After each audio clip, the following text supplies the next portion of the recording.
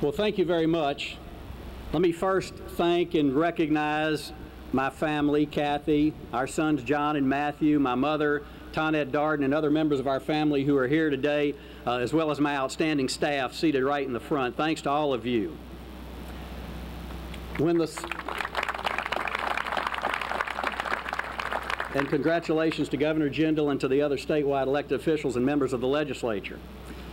When the stork picked you up and slung you from his bill toward earth, the chances were 1 in 20 that you would land in America. The chances were a little more than 1/2 of 1% that you would land in Louisiana. But those of us assembled today are the lucky ones. We landed in Louisiana. A bountiful land inhabited by the happiest people in America, literally, particularly when the BCS championship game is played on our turf, featuring our undefeated LSU Tigers on the same field where the Ragin' Cajuns claimed their first bowl victory in 40 years, and where our once maligned but now beloved New Orleans Saints continue on the road to a second Super Bowl championship. We gather today, as we do every 4 years, to affirm our faith in this great republic and our confidence in this institution of self-governance we call democracy. Those who first inhabited this land, Native Americans, in the northeasternmost corner of our state, who developed an advanced society more than 2,000 years BC, could not have imagined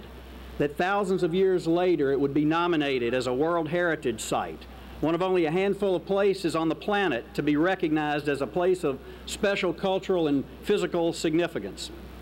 Robert LaSalle, when he first set foot on this soil in 1641, could not have imagined that the landmass he had been sent to explore would one day be part of the largest real estate transaction in history, a purchase that would bear the name of the land he named in honor of his boss, King Louis XIV.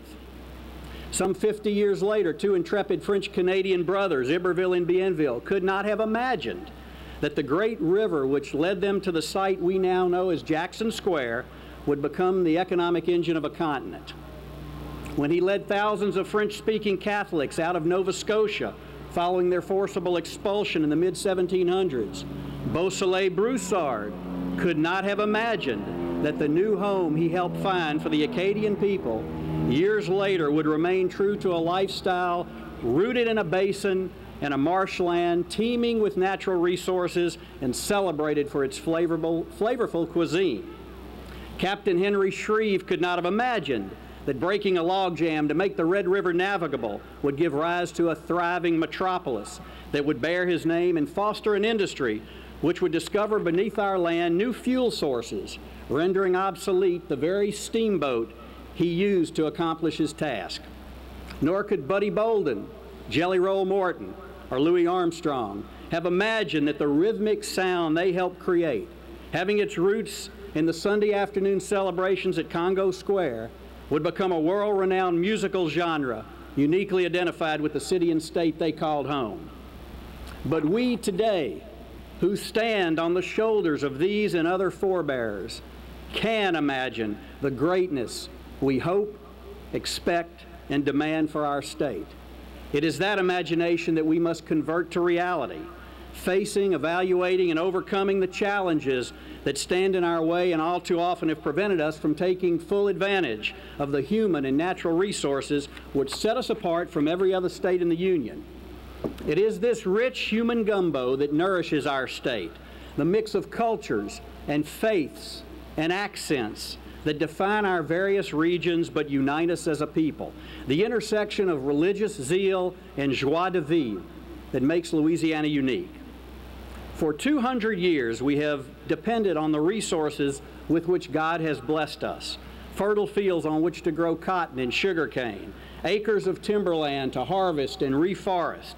oil and gas to power a nation, and mighty waterways that link our vital ports with the world.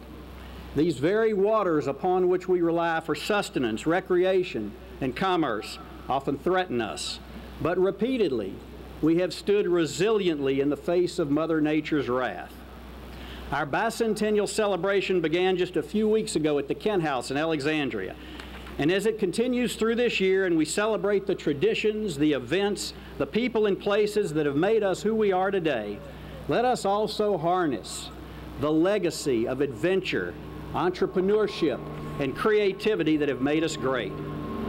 It becomes our obligation to secure the destiny of those unknown and yet unborn, to build on the industries that have strengthened us in the past and to cultivate those which hold promise for the future, sharing our many passions for food, music, recreation, festivals, and yes, football, saving America's wetland, maintaining our new title as the Hollywood of the South, and recognizing that all we love and sometimes take for granted is precisely what makes us so attractive to those who visit here, who explore our treasure trove of attractions, who marvel at our penchant for preservation as witnessed by this magnificent building, and who hopefully one day will relocate here and retire Louisiana style. Let us resolve today to surge into the next 200 years, confident and resolute that the history, culture, and pride we see in the rearview mirror provides a roadmap to imagine the greatness we hope, expect, and demand for this wonderful place we call home. Go Tigers, and may God continue to bless the wonderful state of Louisiana.